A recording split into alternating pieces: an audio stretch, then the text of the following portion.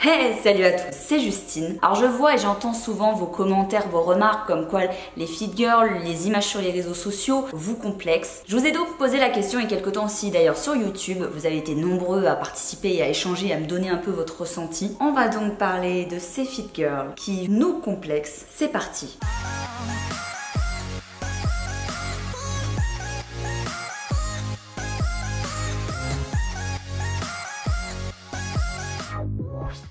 Donc pour être objectif, vu que je suis moi-même influenceuse, j'ai pris le parti dans cette vidéo de vous faire une analyse, puis ensuite de vous donner mon point de vue. Je tiens à te le dire tout de suite, Jeannette, il n'y aura pas de drama ni de critique dans cette vidéo. On n'est pas dans Closer sur cette chaîne, mais bon, on n'est pas dans le pays des bisounours, on va pas avoir de langue de bois en vous parlant en cash. Donc voici, tadada, le sommaire. On va voir donc plusieurs points qui vous complexent. Les premières en général qui ressortent souvent, c'est les comptes parfaits, les photos parfaites, ce qui vous donne en petit 2 une impression d'inaccessibilité. Petit 3, les mensonges liés au fitness, liés aux faux programmes, à tout ce qui peut vous donner cette sensation de mensonge. Et petit 4, mon point de vue.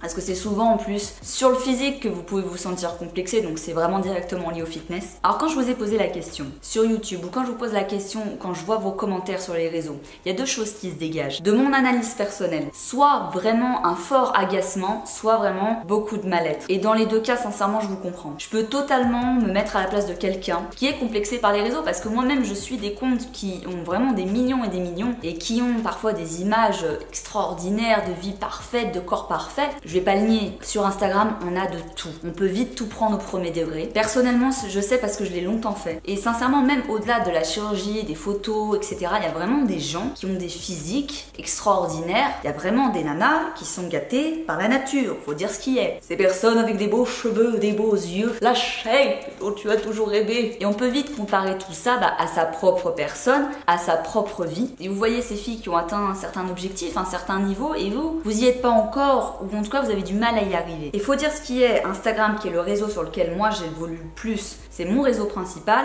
c'est un réseau social d'image. Et chaque réseau social a sa particularité. Facebook, Twitter, sa manière de fonctionner. Et Instagram, c'est vrai que ça joue énormément sur l'image, les belles images, un joli feed. Alors oui, il y a plein de comptes, que ce soit français ou étrangers, qui vont extrapoler leur vie, extrapoler leur physique, qui peuvent faire des retouches, qui vont faire croire qu'ils sont bien toute l'année, qui vont faire, vous savez, les fameuses photos une fois par an au moment où ils sont le mieux, et puis après les diffuser toute l'année, et on les voit jamais quand ils sont un peu plus gras ou différents, etc. Oui, il y a des comptes comme ça. Puis vous avez des gens qui n'ont pas une vie de ouf, mais qui le font croire aussi sur les réseaux sociaux. Après, heureusement et Dieu merci, il n'y a pas que ça. Et tout dépendra aussi toujours de votre point de vue à vous. Comment vous interprétez les choses et de qui vous suivez. Alors je sais que voir de très belles photos, de très beaux physiques, des vies parfaites, parfois le luxe, parfois beaucoup d'argent, les voyages, par rapport à votre petite vie à vous, mes petits Jeannots, mes petites Jeannettes, ça peut paraître déprimant, voire culpabilisant. Et ça peut fausser l'image que vous avez finalement de vous, de votre physique ou de votre quotidien. Et finalement, bêtement, on regarde toutes ces photos, on y va tous les jours et on les regarde en connaissance de cause et on se crée parfois directement ou indirectement des complexes ou alors on accentue ce qui était déjà présent. Alors que souvent on cherche un réconfort sur les réseaux sociaux, on cherche de la motivation. Et j'étais aussi très complexée par les fameuses mannequins sur les sites de vêtements style Zaful ou je sais plus comment ça s'appelle, qui sont hyper fines en jean, qui sont pimpées et que toi tu penses naïvement que si tu achètes le même crop top tu vas ressembler à la meuf sur la photo, mais c'est pas la même. Et on a l'impression que pour réussir sur les réseaux sociaux il faut forcément être bien foutu. Pour faire du sport il faut déjà être bien foutu, sinon tu vas te faire insulter de sale grosse. T'as l'impression en gros que t'as pas ta place.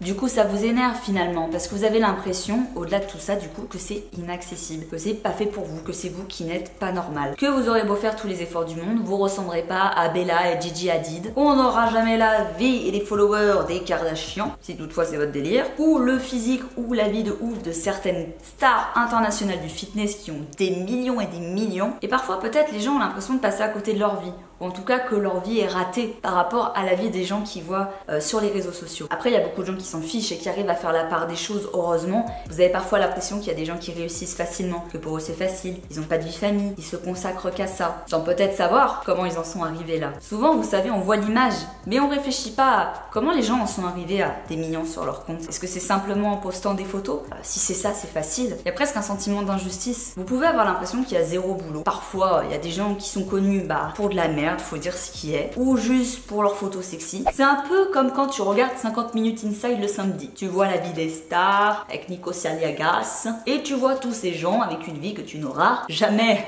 En tout cas, pour vous sur internet, ce qui est un peu plus rageant parfois, c'est de se dire que les gens qu'on suit, c'est des gens comme nous qui ont explosé d'eux-mêmes sur les réseaux. Et du coup, on se dit merde, pourquoi eux et pourquoi pas nous? Et ça peut aussi créer des complexes. Tout ça, c'est des choses que je lis et que vous m'avez dites aussi. Et pour des questions, tout simplement de motivation, de temps, d'argent, de vie de famille, etc. Il y a beaucoup de gens pour qui c'est plus difficile et qui ont l'impression vraiment de ramer et que pour eux c'est plus dur que pour les autres.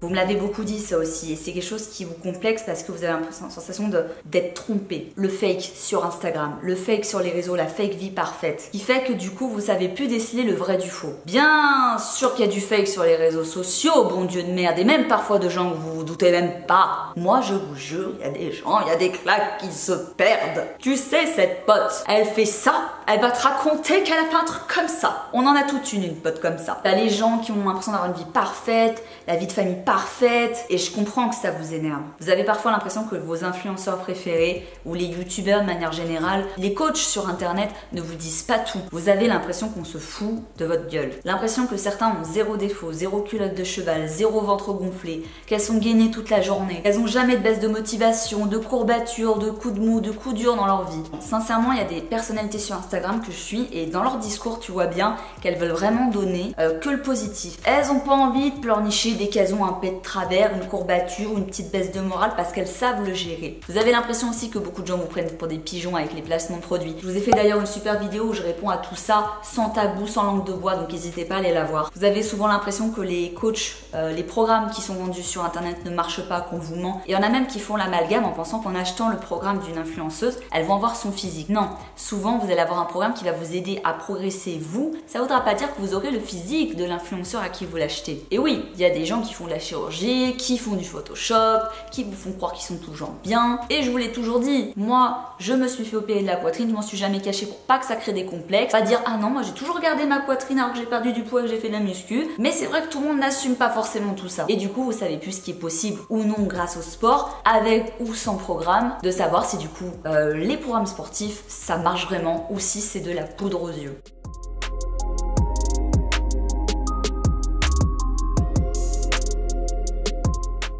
Maintenant, je vais vous dire un peu plus ce que j'en pense, sincèrement. Donc là, je vais vous secouer un petit peu plus, faudra pas m'en vouloir. Et moi, je me mets toujours dans la peau de la Justine de quand j'ai commencé, pour éviter d'être faussée par tout ce que je vis maintenant de l'autre côté de la caméra. Je sais qu'il faut avoir les nerfs pas mal accrochés quand on va voir ce type d'image sur les réseaux, que si on est un peu fragile, un peu perdu, on peut vite être bouffé par tout ça. Je sais que ça peut être destructeur pour beaucoup de jeunes femmes et de jeunes hommes qui s'accrochent parfois à des profils ou à des physiques qui sont pas accessibles, ou en tout cas pas en un mois ou un an de sport. Est-ce que vous m'avez dit que parfois ça vous donnait de la motivation, que parfois vous suivez ces filles-là ou ces mecs-là pour leur contenu, et puis des fois de voir des gens quotidiennement s'entraîner et manger bien, ça donne envie de le faire aussi. Il y a aussi des gens assez objectifs qui m'ont dit que c'était un peu pour sortir de leur quotidien, voyager un peu, vivre un peu par procuration, et c'est vrai qu'on le fait tous aussi un petit peu. En faisant cette vidéo, c'est un sujet qui est un petit peu délicat. Je veux pas vous froisser en disant les choses, mais je pense aussi que parfois on se trouve beaucoup d'excuses à travers les réseaux. Ah, je suis complexée, je n'y arrive pas parce que c'est à cause de cette fille, de sa photo. Vous vous sentez peut-être nul ou médiocre à cause de choses que vous voyez dans les magazines, à la publicité, sur les réseaux, etc.